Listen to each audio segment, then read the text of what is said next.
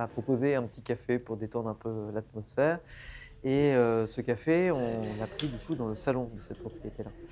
Et dans ce salon était exposé le tableau que vous avez derrière moi. J'arrêtais pas de le regarder à ce moment-là, sachant que je n'avais pas du tout commencé ma mission d'inventaire. J'ai pris le tableau en main, j'ai commencé à l'étudier donc, avec l'image qu'on voit derrière, donc les 7 lions, cette étude de 7 lions. Et j'ai commencé à retourner le tableau. Et derrière le tableau, en fait, on peut carrément lire un peu cette histoire. C'est-à-dire qu'on a la palette de l'artiste, donc de Delacroix, mais on a aussi le cachet de cire de la vente d'Eugène Delacroix, qui a eu lieu en 1864. Et au moment où j'ai commencé à regarder en fait le cachet de cire, les vendeurs ont commencé à me dire: «Il paraîtrait que c'est un Delacroix». Il y a une première ébauche d'un lion, c'est une ébauche, c'est juste du trait, c'est de couleur claire pour, comme si la lumière était accrochée vraiment au collage.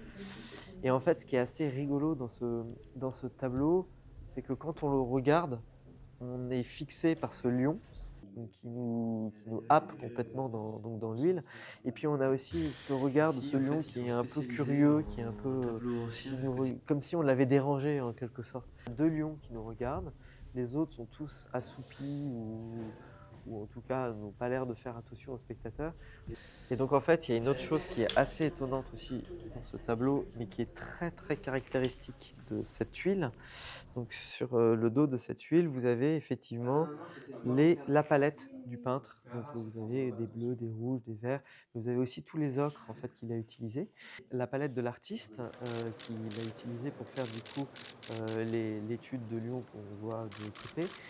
Et enfin, le cachet de cire de la vente Eugène Delacroix avec les initiales ED, qui est en fait la vente posthume qui a eu lieu en 1864.